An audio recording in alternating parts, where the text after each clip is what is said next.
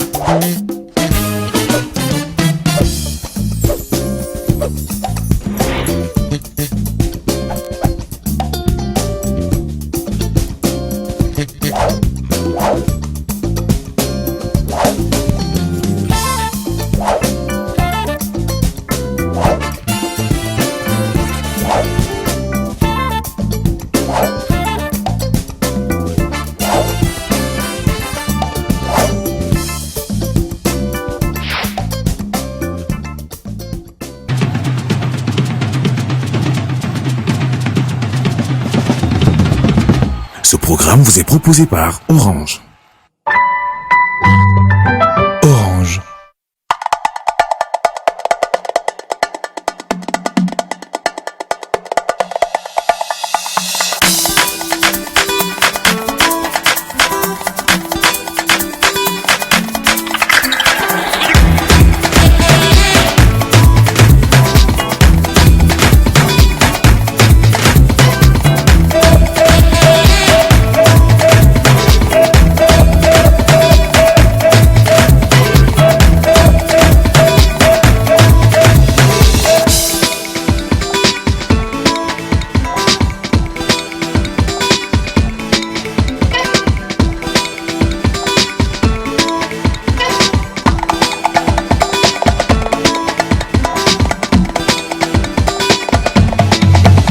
Le service d'argent mobile d'Orange, vous avez la maîtrise des événements au quotidien. Orange Money, simplifiez le cours de votre vie. Orange.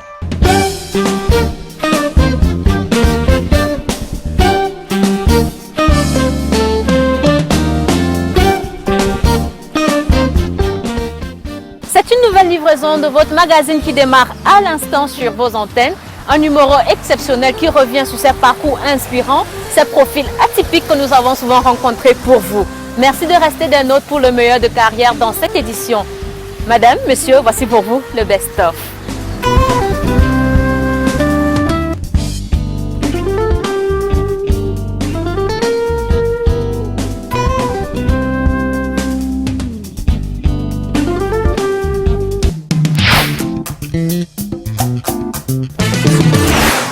Allez, on lance l'initiative. Alors, c'est cette rubrique consacrée aux jeunes qui entreprennent, qui osent, qui se mettent à leur propre compte et surtout qui créent des emplois. C'est en compagnie d'Anissé Simo, directeur de production de In & Out, que nous allons donc voir qui ont été ces jeunes qui ont marqué cette saison. Je vous invite à regarder le meilleur des initiatives avec William King Fitness, John Corporation et Auto École Planète.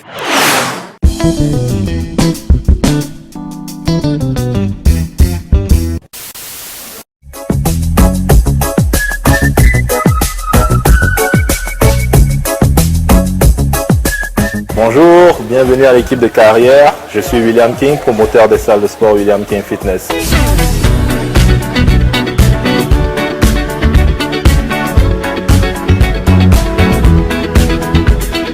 William King Fitness, c'est un centre de remise en forme, d'accord, qui allie la médecine sportive, la physiothérapie et les soins d'esthétique. Nous avons différents services tels que le programme minceur. Le coach, il est là justement pour vous assister dans cette perte de poids-là. Le physiothérapeute, dans des cas un peu plus spécialisés, peut intervenir. Et dans le souci qu'au sorti de nos programmes, vous soyez totalement transformés, nous ajoutons ces petites touches d'esthétique-là, les soins de beauté. Vous comprenez? Et généralement, les soins de beauté chez nous, quand vous les regardez dans nos packages, ils sont gratuits. Parce que justement, nous voulons apporter cette plus-value-là. C'est ça le William King Fitness. Je ne dirais pas trop salle de sport parce qu'en réalité, si vous regardez comment les salles de sport fonctionnent, ce ne sera pas forcément le même business model que vous trouverez ici. Je dirais tantôt qu'ici, vous ne pouvez pas travailler sans coach. Vous ne pouvez pas toucher une machine sans l'autorisation du coach. Vous ne pouvez pas non plus venir ici avec vos produits. C'est autant de choses. Nous avons des règles quand vous venez chez nous, c'est pour suivre un programme et parce que nous aussi, nous avons un souci de résultat, nous avons une obligation de résultat et nous sommes sûrs qu'en suivant nos programmes, en ayant nos recettes, vous aurez 99% de satisfaction.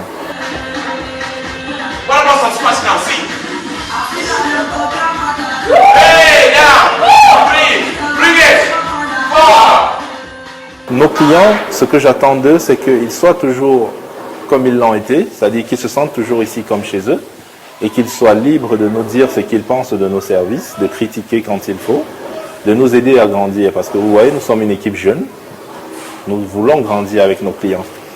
De la part du gouvernement, tout ce que je demande, c'est, voilà, le gouvernement, il élabore les politiques d'affaires économiques. Je dirais tout simplement que s'ils peuvent nous aider à faciliter le climat économique au Cameroun, ce serait bien. Maintenant, des banques, voilà, jusqu'ici, je vous avoue que je ne suis pas encore frotté à ce monde-là, mais voilà, si jamais il arrivait, tout ce que j'attends d'eux, c'est qu'ils nous fassent confiance, voilà.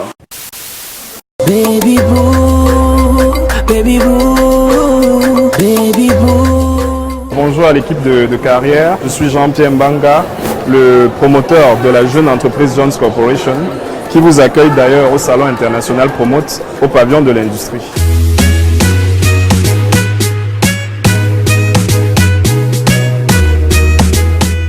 Jones Corporation est une entreprise de branding. On entend par branding la gestion de l'image de marque, le développement de solutions digitales et l'innovation technologique. Aujourd'hui, pour être plus compétitif, il faut avoir une certaine image de qualité. C'est de ce fait-là que nous sommes partis et nous nous sommes dit, avec aujourd'hui la promotion du label Made in Cameroun, il serait intéressant que tous nos artisans locaux puissent avoir une image de marque de qualité qui puisse compétir avec les étrangers, c'est-à-dire les images des étrangers.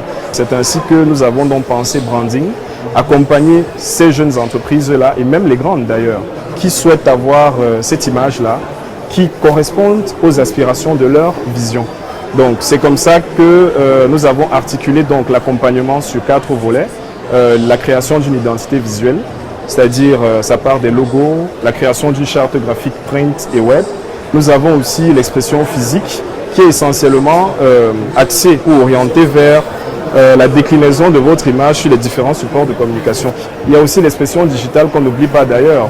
On s'est dit pourquoi ne pas accompagner aussi les différentes personnes à avoir une identité numérique de qualité. Et enfin, nous avons en dernier la stratégie de marque. Jones Corporation, ce n'est pas seulement une image, ce n'est pas seulement une marque, mais c'est une histoire qu'on essaye de mettre sur pied.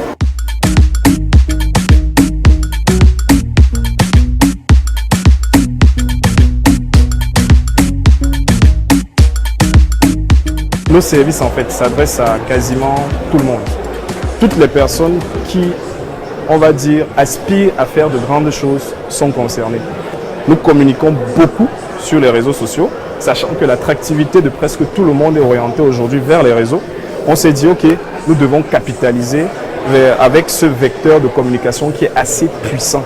Aujourd'hui, par exemple, nous avons travaillé pour donner la plus grande référence qui est d'ailleurs présente ici au Salon Promote. C'est MSMI, qui est d'ailleurs notre sponsor et que nous remercions d'ailleurs. Nous avons par exemple réalisé, refait leur logo, refait complètement leur charte graphique. C'est nous qui avons créé, nous avons fait le travail de créa de leur dépliant que vous voyez. Et c'est pas tout, nous avons carrément refait une présentation de leur entreprise qui est d'ailleurs disponible sur notre chaîne YouTube. Et aujourd'hui, avec notre pan justement innovation technologique, beaucoup de personnes vont se demander pourquoi tous ces gadgets. Nous avons justement des casques de réalité virtuelle parce qu'aujourd'hui, on est orienté vers ce qu'on appelle le programme du plan directeur d'industrialisation qui est lancé par le président de la République. C'est un programme vraiment qui va permettre au Cameroun d'être à la fois le commutateur pour les différents pays de la CEAC, mais aussi de desservir le Nigeria. Et en même temps, ça va pallier à beaucoup de problèmes, remonter considérablement l'industrie camerounaise en fait.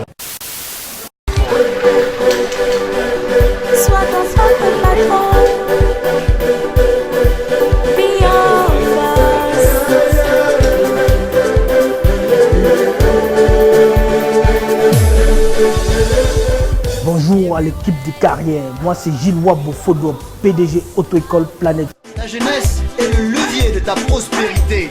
Profites-en, réalise ton rêve, crée ton entreprise, change ta vie. Avec la rage de réussir, vis le bonheur d'être ton propre patron. La particularité première de l'auto-école Planète, c'est sa formation en ligne. Il s'agit tout simplement de télécharger l'application Auto-école Planète sur votre téléphone et vous avez les cours d'auto-école, les cours de conduite sur votre téléphone. Nous avons mis sur pied pour la toute première fois au Cameroun un simulateur typiquement camerounais. J'ai tenu ma promesse, c'est ce que t'as à faire, mais je serai au sommet. Les haines se connaissent, ils sentent le projet, mais ça évidemment d'avant qu'ils sont volés. Notre cible, sont les étudiants, c'est la jeunesse. Donc c'est à partir de 18 ans jusqu'à près de 30 ans.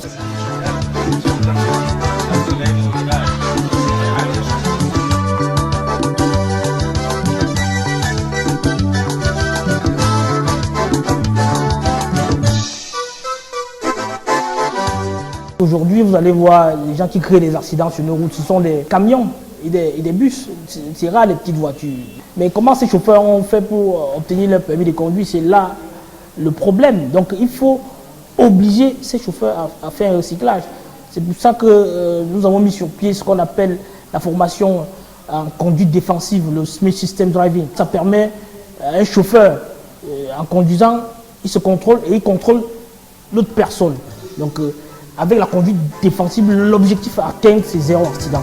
La route est à nous pour nous aider. La route est à nous pour bien voyager. La route est à nous pour mieux communiquer entre nous et non pour nous tuer. Le problème c'est avec l'État, parce que l'État, le gouvernement de notre pays, vraiment, il n'encourage pas du tout. On ne peut pas quand même à un moment donné, on voit des jeunes qui se battent et puis on cherche toujours à les mettre les bâtons dans les roues. En collaboration avec certains syndicalistes qui ne comprennent absolument rien de la concurrence.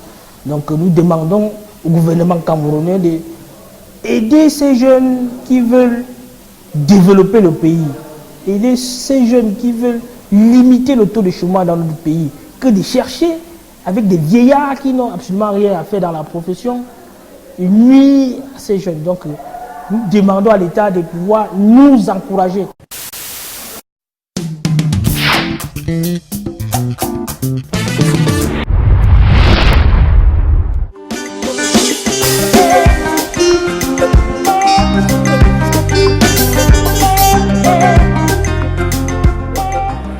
Une belle relation est faite de preuves. Avec Orange Fidélité, chacun d'entre vous peut recevoir un smartphone et savoir qu'il compte pour nous. Orange. C'est grâce à l'assurance Rapatriement que j'ai pu respecter le dernier désir de ma défunte mère. C'est à ce moment-là que Diaspo Assure est intervenu. Grâce à l'assurance Rapatriement, j'ai pu prendre en charge le transport du corps de ma mère. Diaspo Assure a également pris en charge mon voyage aller-retour afin d'accompagner ma mère avec un soutien psychologique très encadré. Je suis très heureuse d'avoir pu bénéficier des services de Diaspo Assure. Diaspo Assure, la distance, plus jamais un obstacle. Je m'appelle Christian Abégan, hérité de mon premier établissement que j'ai créé. Bonjour monsieur. Bonjour Merveline, mais qu'est-ce qui se passe? Qu'est-ce que vous faites ici à cette heure? Rassurez-vous, il n'y a rien de grave. J'ai juste embarqué avec moi toute l'équipe de carrière pour vous dire bonjour ce matin. Ah, mais c'est très gentil, quelle bonne surprise alors. Poursuivons en compagnie de Jean-Paul Chomdo, producteur de l'émission Carrière. Ils ont surmonté des difficultés parfois terribles. Ils ont des parcours exceptionnels. Ils forcent notre admiration et l'admiration de la jeunesse camerounaise. Vous les voyez tous les mois, mesdames et messieurs, dans Carrière. Pour vous et rien que pour vous, nous avons sélectionné le best-of de Success Story.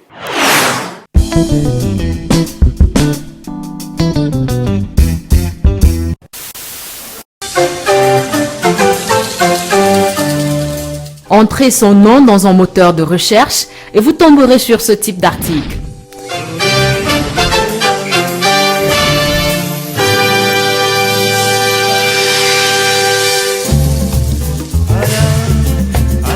Fini wajirichu minangi nangara ammi juli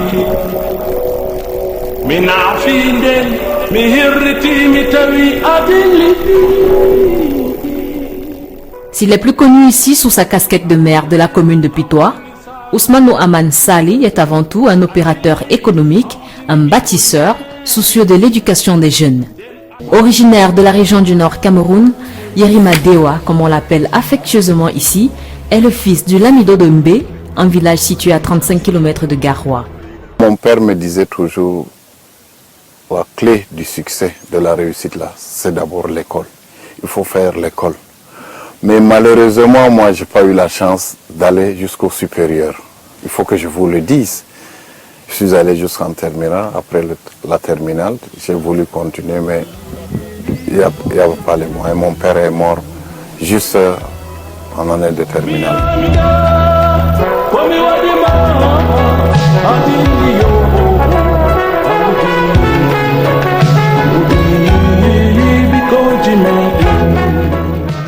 Il décide alors de se rendre à Yaoundé dans le but de trouver du travail. En 1981, les portes du Fonds national de développement rural s'ouvrent à lui. Quand je partais de Garoua pour Yaoundé, c'était pour aller travailler à Camer. J'avais un beau-frère, le feu Amadou Bello, paix à son âme, qui était PDG de la Camer. Mais malheureusement, je n'ai pas eu cette chance. Et je suis parti de Garoua pour Yaoundé. Et après, quand ça n'a pas marché, je me suis arrêté à Yaoundé, chez un cousin qui était dans les affaires. Et là, il m'a dit, il y a un test au Fonader. Il faut tenter votre chance. C'est là où j'ai tenté. Dieu merci, ça a mordu.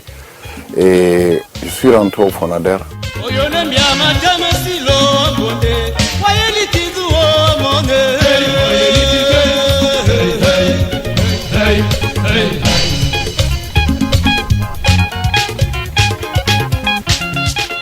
En 1984, il est affecté à Maroua. Voyant la société partir en dérive, il entame une activité parallèle. J'ai commencé à faire le Nigeria. J'ai cumulé un peu mon salaire là, je partais acheter le Benson des consorts pour venir vendre les consorts. Alors c'est comme ça que en 90, on nous dit que le Fonader a fermé. J'ai dit bon, le Fonader a fermé, déjà marié avec 2 enfants. Je me suis lancé dans les affaires et quand ça a commencé à prospérer, moi je ne pouvais pas continuer parce que je n'avais pas les moyens d'être à Yaoundé et faire travailler et continuer mes études. Comment faire pour contribuer à l'épanouissement du fils d'abord du Septentrion, de cette région du Nord qui est vraiment en retard, reconnaissons-le, on est tellement en retard. Et l'idée m'est venue, dit, trouve un terrain, crée d'abord une école primaire. Je dis, mais si tu crées une école primaire, tu t'arrêtes à mi-chemin, c'est pas bon, il faut avoir un cœur gros. Le ciel aidant, les affaires prospèrent pour le jeune entrepreneur.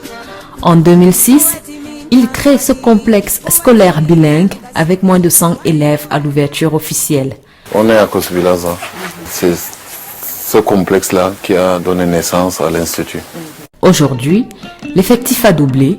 Les classes vont de la maternelle en terminale avec une crèche en vue. Un complexe scolaire dont il a confié la gestion à sa fille aînée, Adidjatou. Ici, nous avons le premier bâtiment même du complexe qui a ouvert ses portes en 2006, l'année scolaire 2006-2007, avec un effectif de moins de 100 élèves. Avec le temps, nous avons fait une extension du bâtiment. Là, c'est le double des classes parce que là, nous avons 2 petites sections, 2 moyennes sections et 2 grandes sections. Et à ce jour, nous avons 220 élèves comme effectif. Et ces élèves partent au primaire et jusqu'au collège. Là, nous avons de la petite section jusqu'en terminale.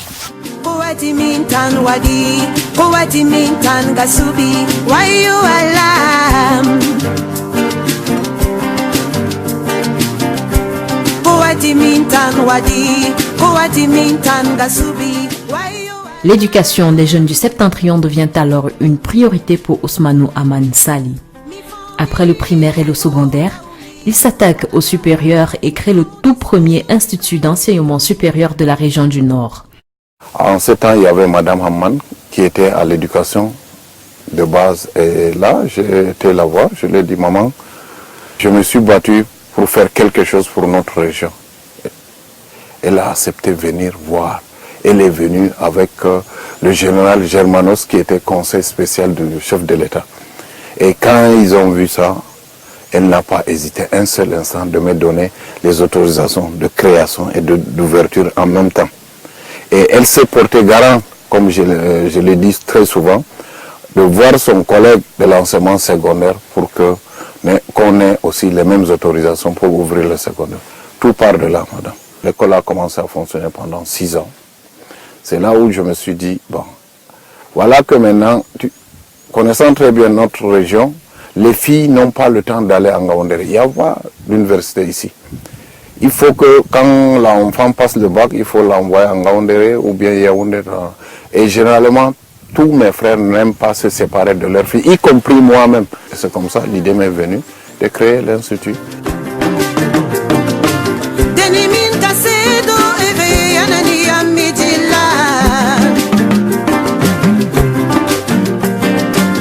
Le côté de ce pays-là, la région, le septentrion en général, les gens n'ont pas de moyens.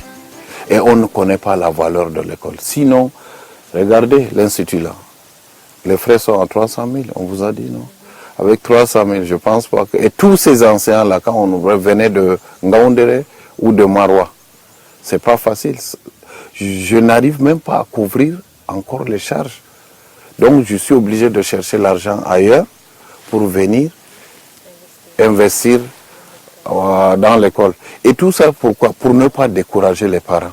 Même les 300 000 qu'on demande aux parents, là, je vous jure, c'est un peu difficile. C'est pour ça qu'il faut vraiment mettre dans sa tête le social.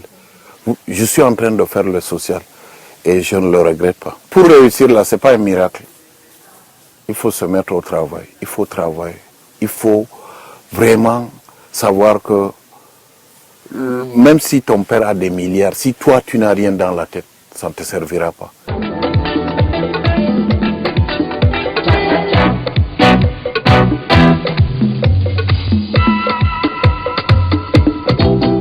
Attaché à sa terre natale et soucieux de son développement, il tente sa chance au municipal et en sort victorieux.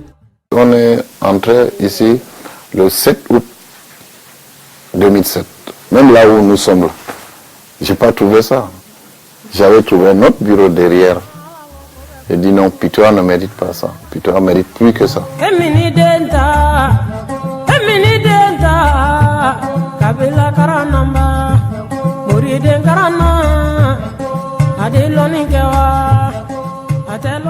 Au cours de son premier mandat, il construit 90 salles de classe et plus de 57 forages. Je profite de cette émission pour remercier très sincèrement le PNDP qui nous a permis de faire la plupart de nos réalisations. C'est avec le PNDP. En plus, bon, il y a le FECOM qui vient en appui aussi.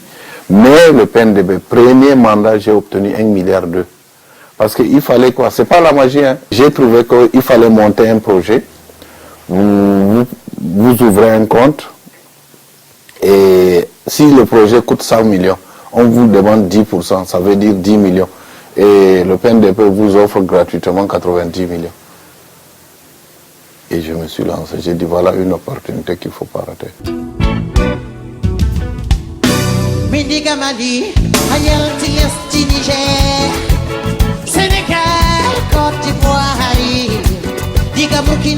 Ces jours de marché à Pitoa.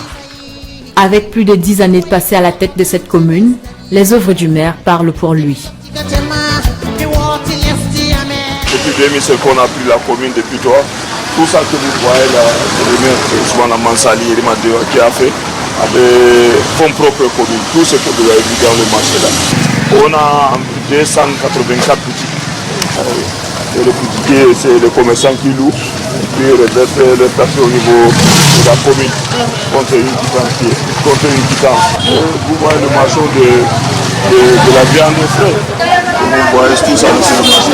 Avant ça n'existait pas. C'est le maire d'Evaï a fait ça. C'est ça, c'est très bon. Le ville est changé. Hein? C'est bon. Tu as vu? Hein? C'est bien propre. Merci le maire. Hein? Merci monsieur le maire. Hein? Les félicitations.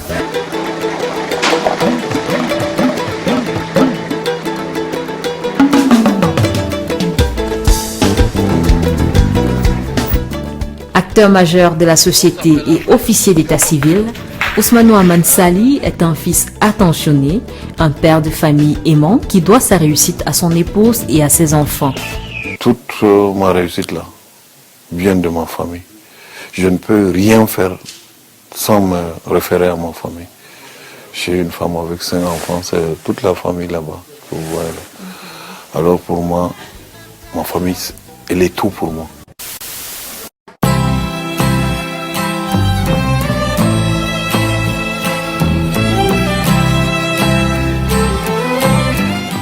Banjoun, chef-lieu du département du Konking, région de l'Ouest du Cameroun.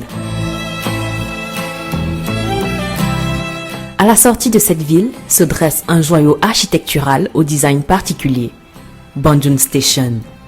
Un centre d'art contemporain qui ce jour-là s'apprête à souffler sur sa 5e bougie.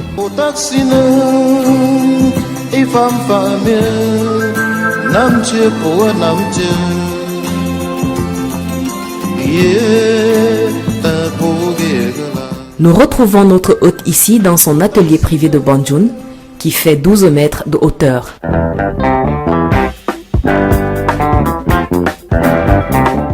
Je suis en train de rentrer définitivement au Cameroun et de travailler et de vivre ici depuis 2015. Né en 1967 à Métète, dans le Niouaïso, région du sud du Cameroun, de parents originaires de Banjoun à l'ouest Cameroun, il grandit à Mbalmayo, une ville qui sera d'une influence majeure dans son choix de carrière. Il obtient son baccalauréat en 1989 à Sangmelima et s'envole pour la Côte d'Ivoire.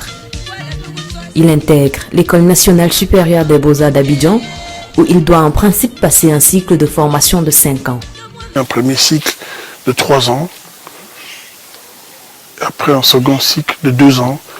Et j'ai fait le cycle de 3 ans et en 4e année, j'ai préféré faire mon second cycle à l'école d'art de Grenoble, dans le département de l'Isère, un peu au sud-est de la France. Et donc j'arrive dans cette école, qui est une école, heureusement, d'avant-garde, où l'enseignement est très avancé dans le milieu de l'art contemporain, et ça a été très bénéfique pour moi.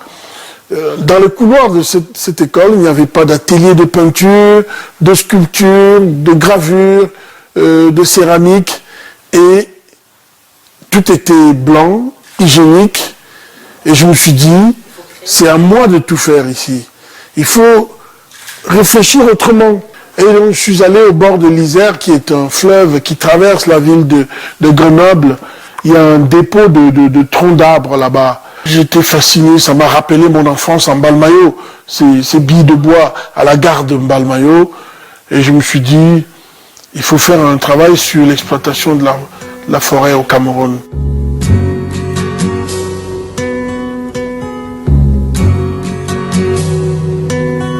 Il se met en situation dans ce bout de bois et avec un appareil photo, il immortalise l'instant pour lui donner une autre vie. J'en ai produit une 40aine.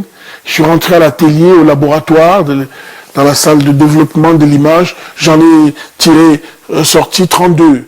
Et cette série s'appelle Une autre vie, qui sont des images sur lesquelles je suis allé dans l'atelier de gravure pour mettre des indices, comme si on taguait les vaches ou des esclaves. Et là, on tague aussi les billes de bois. J'ai utilisé ce langage de l'exploitation de la forêt sur ces images de Une autre vie. Et donc cette première série, Une autre vie, est une œuvre forte pour moi dans ma carrière artistique.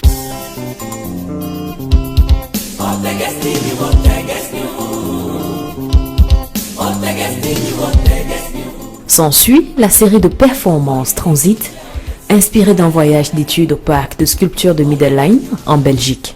Il y avait mon passeport camerounais. On arrive partant de l'aéroport de Saint-Exupéry à Lyon à l'aéroport de Bruxelles.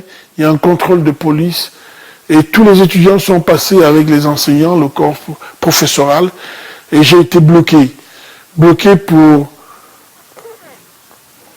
contrôle approfondi de mon identité, de ma situation de séjour Et là, je découvre vraiment ce délit de faciès. Et je me suis dit, il faudrait faire un travail avec. Nous sommes allés à Middelheim et je suis rentré. Ça m'a tellement choqué le fait de voir que j'ai été le seul à être retenu. Et quand on est noir et que on vient d'arriver en Europe et on subit cela, c'est comme un choc. Une année est passée. Je suis allé au Cameroun, j'ai sculpté 3 valises en bois et j'ai mis les étiquettes d'Air France. Je les ai enregistrées normalement comme voyageur. Et arrivé à Charles de Gaulle, je les ai mis je les ai vus sur les tourniquets passer 2-3 fois, puis je les ai récupérés et très vite j'ai été interpellé parce que c'était un colis suspect. Et après c'est la douane qui a ausculté pendant plus d'1 heure ces valises. Et pour moi c'était une manière de répondre par l'humour et la provocation à ce que je vivais.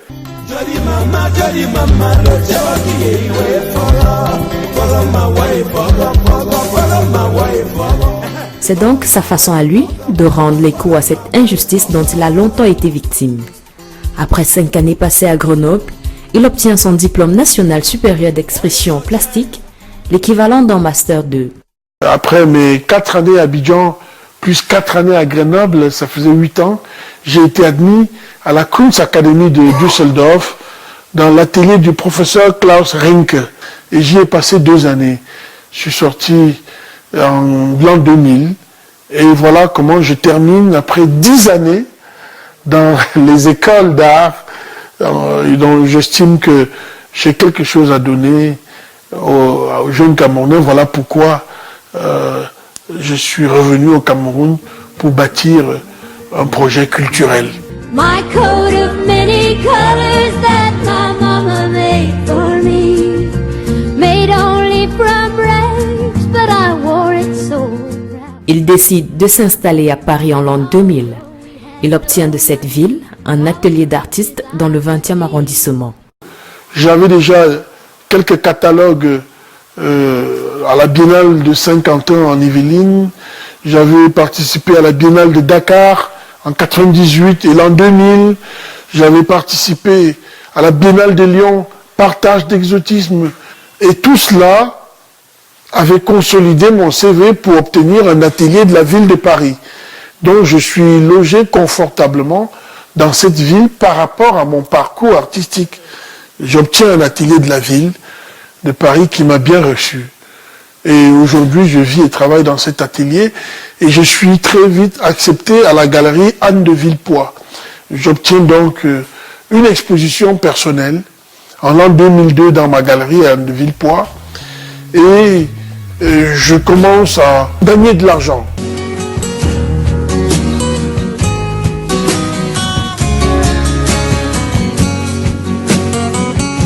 Cette même année, il est invité à créer une affiche pour le grand tournoi international de tennis Roland Garros qui célèbre ses 30 ans d'affiche. J'ai imaginé un arbre parce que j'ai visité le cours de tennis de Roland Garros qui est unique au monde, la terre battue. Et sur cette terre battue, j'ai imaginé un arbre qui sort au milieu avec des balles de tennis en or sur les bras. Et c'est la célébration simple de la vie et de la nature. Germination. Et cela m'a valu aussi dans la même année la médaille de chevalier des arts et des lettres de la République française.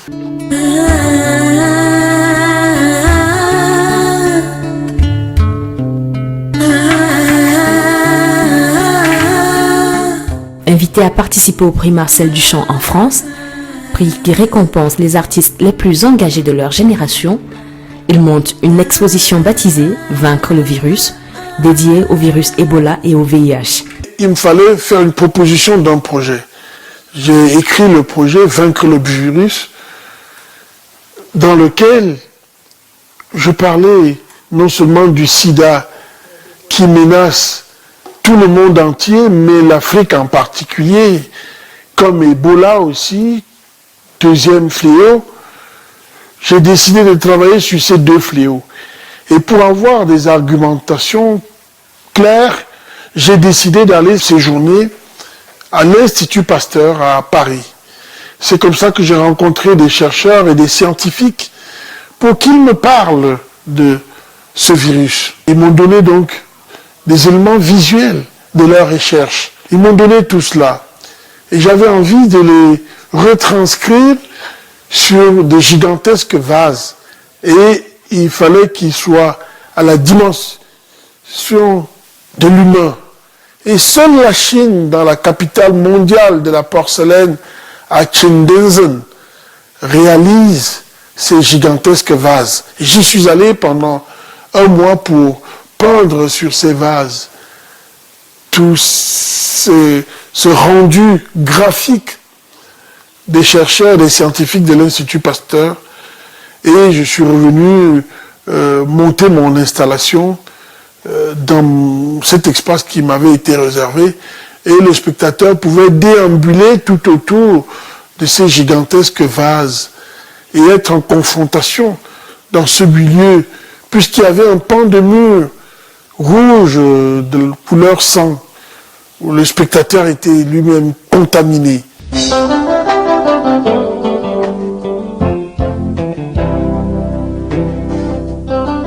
En 2013, l'un de ses plus vieux rêves prend corps. Bandung Station est officiellement ouvert. Les artistes du monde entier s'y succèdent pour des résidences de création. Les œuvres de David Lynch sont à Bandung Station. Enfin, les œuvres de Kiki Smith, les œuvres de Soli Cissé du Sénégal, de Dominique Zimpé du Bénin, de William Kenrich d'Afrique du Sud, de Manini Nalani d'Inde, de Shiraru Shiota du Japon. Bandung Station devient un des plus grands musées d'art contemporain sur le continent africain de par sa collection. Et devient pour les jeunes artistes camerounais et africains et du monde entier un véritable lieu de travail, un véritable espace de vie.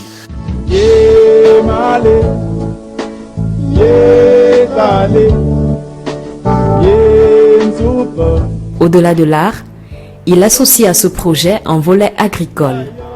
Les plantations de Bandung Station que voici, un havre de paix pour les artistes qui peuvent s'y isoler pour travailler, inspiré d'une citation d'Aimé Césaire, où il parle de la détérioration des termes de l'échange. Et je m'en suis inspiré pour créer une plantation de caféiers avec notre propre semence, sans engrais. Après avoir récolté nos cafés, nous on le dépulpe à Bandung Station et après on le sèche et il est torréfié dans les usines de l'UKO à Bafoussam. Mais on a imaginé un emballage lithographié pour donner une valeur en plus à ce café, qui est en même temps une lithographie signée, datée, orteillée par Barthélemy Togo. Donc, une édition d'art qui est vendue au prix symbolique de 20 €.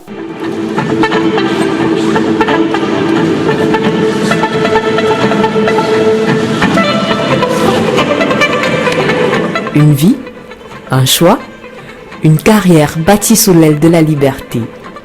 Il invite d'ailleurs les pouvoirs publics à investir dans l'art. J'ai choisi ce métier parce que je voulais être un homme libre. Et jusqu'aujourd'hui, à 50 ans, je ne regrette pas. Je me sens un homme libre, un homme épanoui, un homme qui aime son travail. Et si le monde entier choisissait volontairement son métier, non pas par besoin financier, économique, pour subvenir aux besoins de la famille, je pense que la vie devait être meilleure pour tout le monde. Et aujourd'hui, je dis aux jeunes Camerounais que dans le milieu de l'art, il y a de l'avenir parce que il y a très très peu de gens formés dans la médiation, dans la muséologie, dans le commissariat d'exposition, dans l'existence des galeries. On est dans un vaste désert. Et dans le milieu de l'art, les jeunes, vous avez de la place. Je dirais à l'État que investir dans la culture n'est pas une perte. Investir dans la culture, c'est réussir.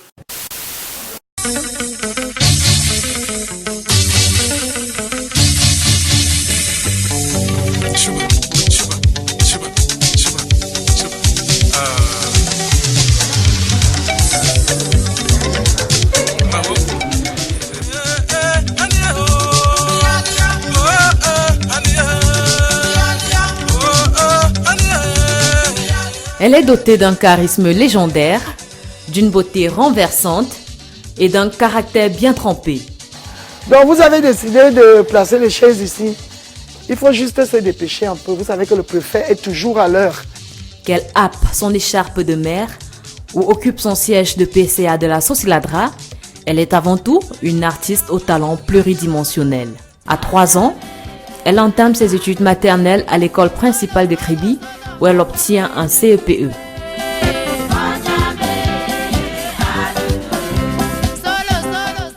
À 10 ans, elle passe le concours du collège évangélique de Libamba avec succès et y fait de très belles rencontres. Là-bas, il y avait encore des missionnaires américains il y avait Miss Avlik qui donnait des cours de piano. Et c'est là-bas que j'ai rencontré pour la première fois Daniel Ndo, qui lui venait pour faire un peu un encadrement au niveau des arts dramatiques. Donc on a passé 2 merveilleuses années là-bas.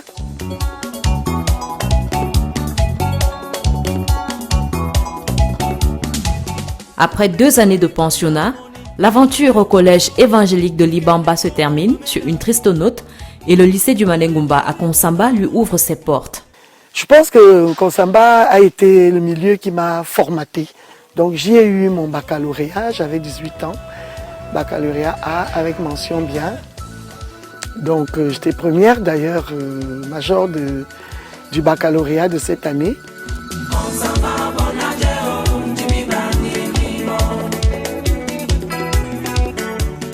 C'est donc à Konsamba que se révèle sa passion pour l'art. À ce jeune âge, elle rêve de devenir photographe professionnelle. Son choix de carrière, elle l'impose à ses parents en rapportant d'excellentes notes à la maison. Quand j'étais en terminale, le métier que je voulais faire, je voulais être photographe. Mais vous ne pouvez pas dire à un père fonctionnaire que vous voulez être photographe ou que vous voulez être actrice. Donc du coup, j'ai trouvé une façon de surfer sur tout ça qui était donc... Je vous amène les diplômes avec les mentions. En contrepartie, vous me laissez faire la saltimbanque.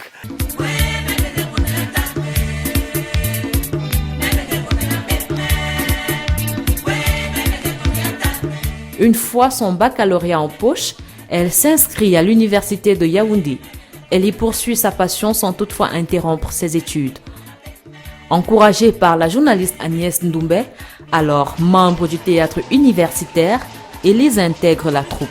Elle me dit, écoute Élise, tu parles bien, tu as de la présence sur scène, même la danse, tu peux la faire dans le cadre du théâtre. Et c'est comme ça qu'elle m'emmène donc au théâtre universitaire de Jacqueline Loulou. Donc pendant toute la durée de mes études universitaires au Cameroun, j'ai fait parallèlement mes études de géographie et j'étais donc membre du théâtre universitaire, le prestigieux théâtre universitaire, avec lequel nous avons fait le premier festival de la francophonie à Limoges en 1984. Nous avons fait des tournées en Côte d'Ivoire, dans d'autres pays africains. On a fait des tournées au Cameroun. Et nous avons même été au premier congrès de Bamenda en 1985. Je déclare ouverte la 6e édition du Festival international de danse et de percussion à Montpellier.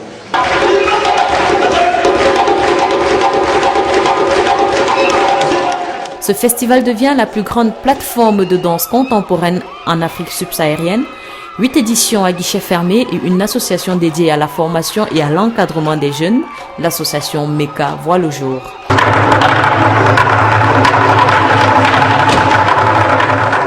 Alors que tout semble aller pour le mieux, elle est frappée d'un grand malheur. La dernière édition a eu lieu en 2014. En 2016, alors que j'étais en pleine préparation du festival, j'ai perdu ma mère. Pour moi, ça a été un coup terrible.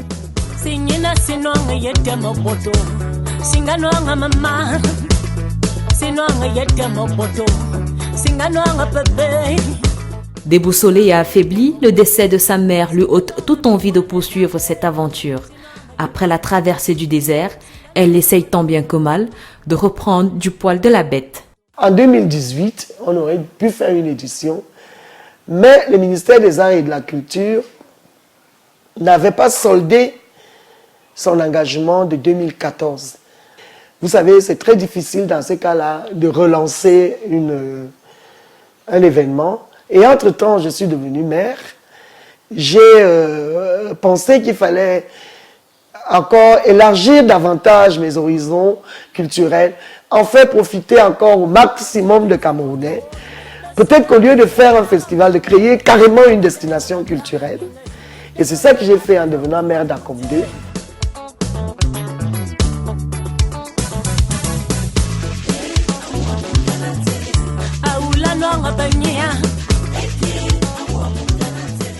Elle annonce le grand retour du festival à Bokingoma pour 2020, mais en attendant, cette artiste polyvalente, auteure de Le jour où il m'a dit je t'aime, il était trop tard, et D'une nuit dans le Sosongo, prépare la sortie de son 3e roman.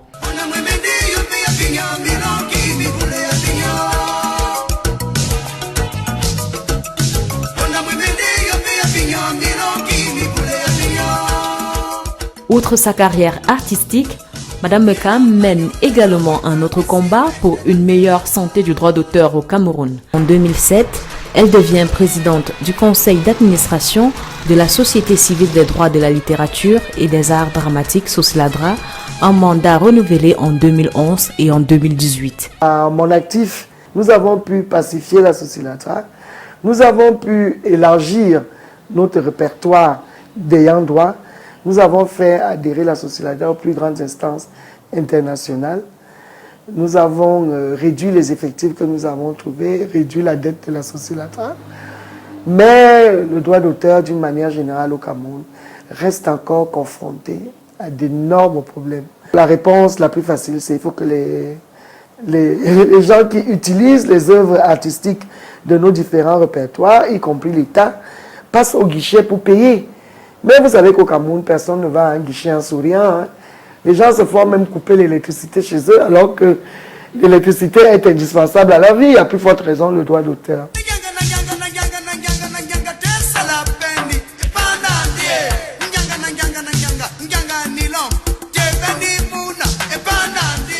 Pour elle, les artistes sont victimes d'une injustice qu'il est urgent de réparer. Elle invite également la gente féminine à plus d'engagement, car elle est un acteur majeur du changement. Moi, je suis membre d'organismes de gestion collective en France. Je ne sais même pas ce qui s'y passe. C'est lorsque j'interroge mon compte que je vois qu'on m'a viré de l'argent du droit d'auteur. Or, au Cameroun, l'artiste, depuis une dizaine d'années, vit essentiellement en attendant les répartitions dues faites au titre du droit d'auteur et des droits voisins. C'est une grosse injustice qu'il faut réparer. Il reste aux artistes aujourd'hui 2 guichets, le MINAC et les organismes de gestion collective. Or, dans les autres pays, les écrivains vivent de la vente de leurs livres, les musiciens de leurs concerts, des ateliers qui donnent dans le monde. Pourquoi le Cameroun? Parce que le Cameroun est miné par la piraterie. Parce que les Camerounais eux-mêmes ne consomment pas leur propre culture. Les femmes sont les rares personnes qui consomment la culture camerounaise. C'est encore bien nous qui portons tout le temps le kaba, qui cuisinons des plats camerounais, et même qui allons au concert et au spectacle. Non, je pense que d'abord, ce n'est pas normal que dans une démocratie, la majorité de la population soit laissée en dehors des instances de décision. C'est ce que je défends au niveau de la mairie. Nous sommes plus de 51% de femmes au Cameroun, mais à peine 8% à la tête des mairies. C'est aussi une injustice qu'il faut réparer.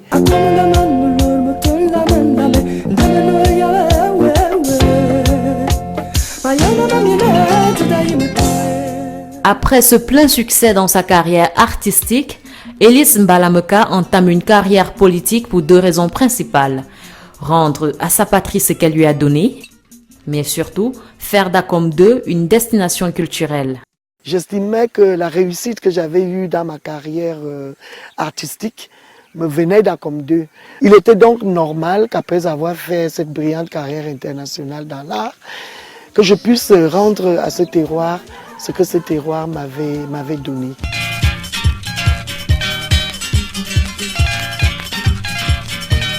Le compte administratif de cette commune créée en 1962 est de 60 millions de francs CFA au moment où elle prend les commandes.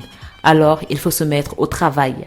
On a commencé donc par avoir quand même un bip assez substantiel en 2014. Nous avons pu avoir auprès du FECOM un crédit pour refaire la réhabilitation de l'hôtel de ville que vous avez derrière moi, qui était vraiment dans un état lamentable. Ensuite, nous avons réalisé les BIP de 2014. Nous avons été auprès du FECOM, on a obtenu pas mal de subventions, des avances de trésorerie.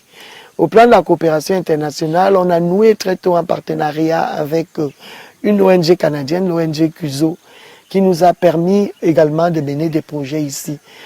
Donc, les premières préoccupations étaient d'abord celles-là.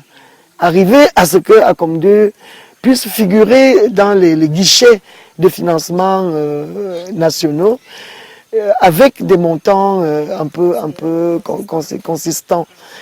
Et après, pouvoir apporter le bien-être aux populations en organisant des campagnes de santé, des campagnes de sensibilisation VIH-Sida, dépistage du cancer du col de l'utérus, de la médecine générale, opérer les hernies, soigner les dents. En 2014, il y a eu une partie de Abokigoma qui s'est déroulée ici.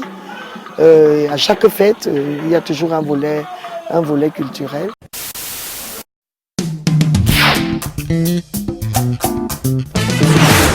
Les 10 principes clés qui feront de vous des managers efficaces ou encore les 5 attitudes qui conduisent au succès. Voilà entre autres des plans et astuces pour une carrière réussie comme celle de Florence, assistante de production. L'essentiel de nos thématiques dans la rubrique coaching.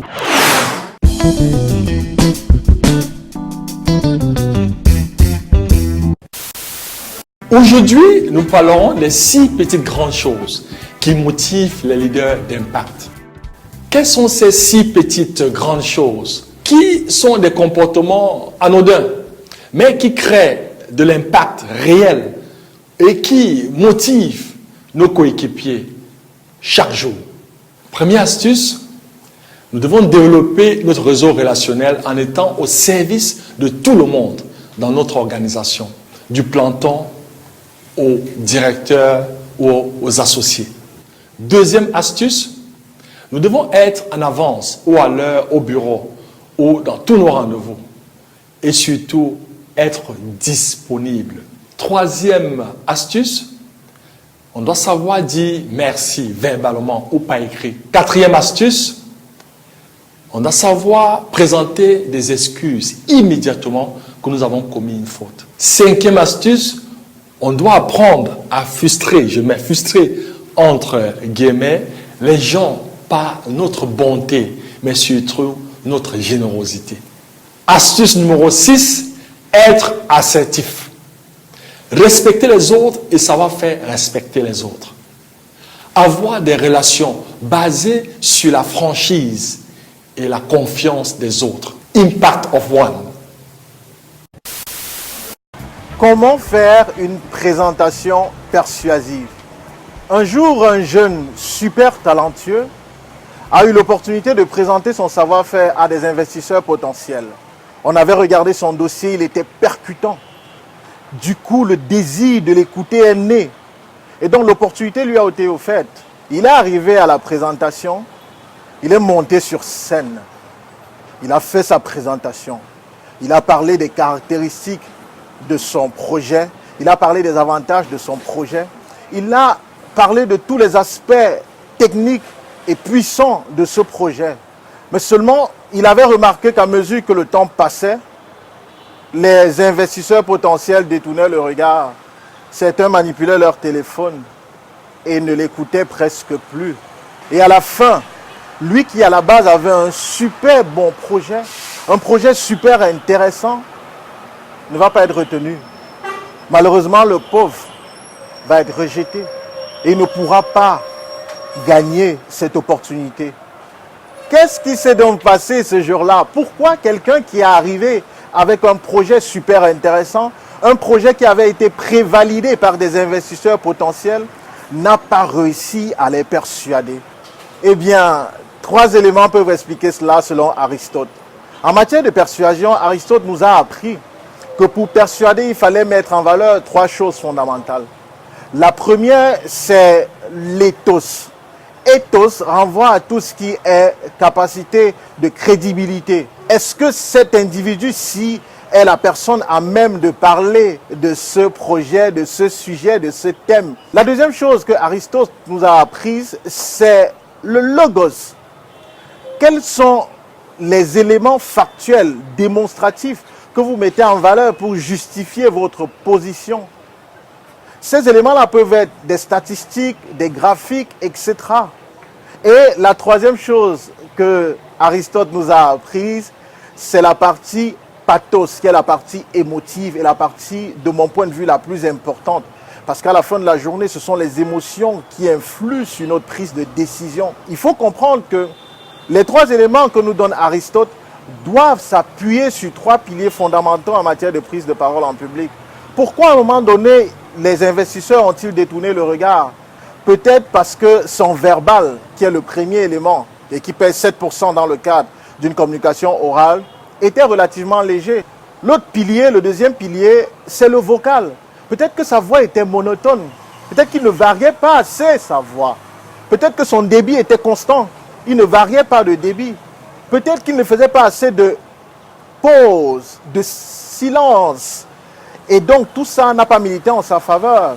Il faut savoir que le vocal, selon Albert Mehrabian, pèse pour 38%. Et le troisième pilier sur lequel s'appuie la persuasion, c'est le pilier visuel.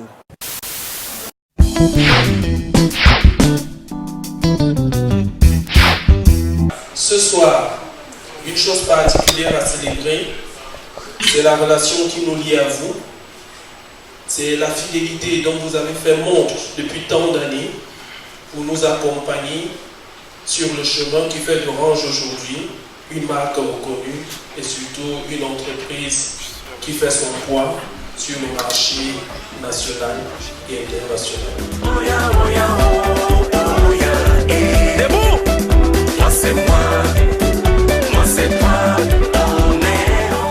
Orange Cameroun célèbre le football africain en compagnie de ses abonnés premium.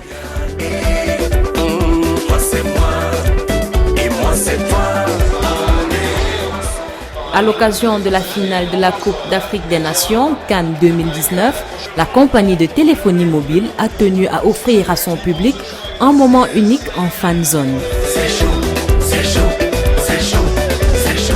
C'est ici, au Yaoba, qu'ils se sont réunis autour de leur passion.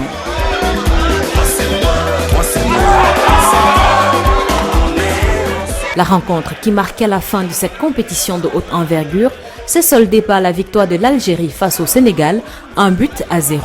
Toi c'est moi c'est toi, on est ensemble. À l'heure où le Cameroun se prépare à relever de nombreux challenges d'ordre événementiel tels que le Chan en 2020 et la Cannes en 2021, l'écosystème local de la production événementielle est-il prêt à relever les défis ? Cette question est depuis quelques années au centre du développement de Easy Group, agence de marketing événementiel dont la technologie et l'expertise sur tous les événements majeurs au Cameroun et sur des rendez-vous clés sur le continent viennent d'être reconnus par Forbes Africa. Le magazine américain vient de publier son classement de l'année 2019 des entreprises fondées ou dirigées par des jeunes de moins de 30 ans qui influencent le présent et ont déjà une longueur d'avance sur le futur. Easy Group, dirigé par Jesse Apindongo, y figure en effet, et il y a de quoi. Quand on sort d'ici, on se sent soulagé, on se sent fier de savoir qu'on a une telle expertise localement. C'est vraiment impressionnant. Je pense que tout part de leur esprit, tout part de l'esprit qu'il y a derrière. Il y a une volonté claire de faire changer les choses. Sur les photos exposées à l'immeuble tout neuf de l'agence à Bali face Super U à Douala, lors des Easy Group Open Days, on peut voir que dans la production audiovisuelle, avec des émissions de télévision comme Music Star ou le plateau féminin de Plus d'Afrique, dans la production événementielle avec les concerts de Damso, Niska, Fally Ipupa et toutes les grandes scènes majeures de ces dernières années au Cameroun, ou encore les soirées de lancement de produits de marque, bien loin des prestations classiques de sonorisation, de logistique de scène, de lumière et autres bases de la technologie événementielle, Easy Group a su innover et imprimer les marques de son leadership dans la construction de l'industrie du divertissement et du marketing au Cameroun, en devenant une agence qui vend des produits et services de marketing événementiel à 360 degrés. Il n'y a qu'un seul mot, bravo. Bravo. Bravo à cette entreprise de jeunes qui s'est spécialisée dans un secteur assez particulier au Cameroun, le secteur de l'événementiel, mais qui a surtout compris que dans le métier, dans le marketing aujourd'hui, l'innovation est la clé. Aujourd'hui, quel que soit l'événement, quel que soit ce que vous organisez, vous avez ici les standards internationaux les plus pointus.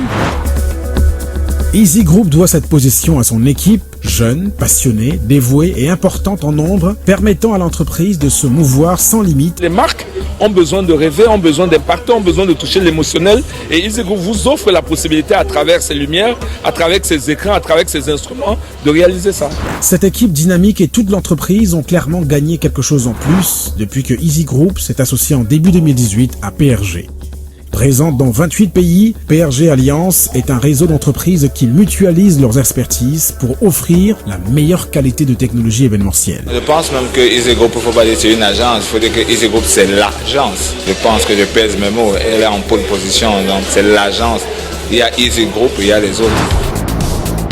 Au Tchad comme en Guinée équatoriale, Easy Group et PRG ont déployé des solutions innovantes et la magie des sons et lumières sur des événements importants. Mais surtout, c'est PRG, partenaire de Easy Group, qui a réalisé la cérémonie d'ouverture de la Coupe d'Afrique des Nations en 2017 au Gabon et en 2019 en Égypte.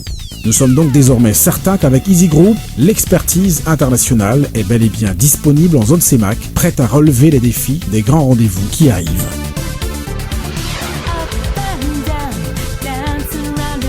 Arnold, Brice, Lévi, en poste. 1, 2, 3, go!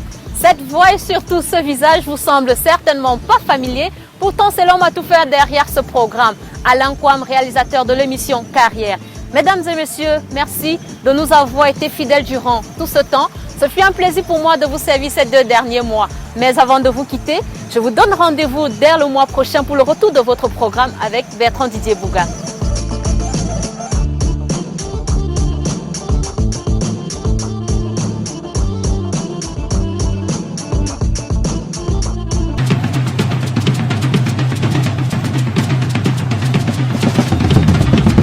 Ce programme vous a été offert par Orange. Orange.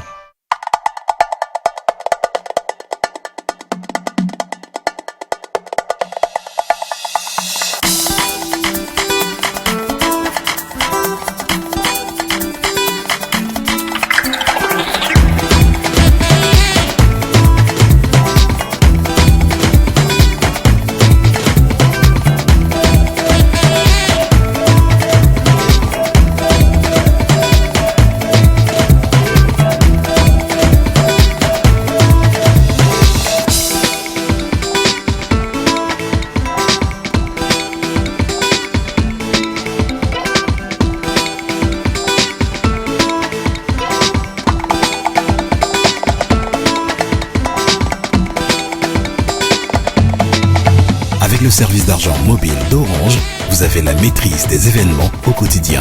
Orange Money, simplifiez le cours de votre vie. Orange.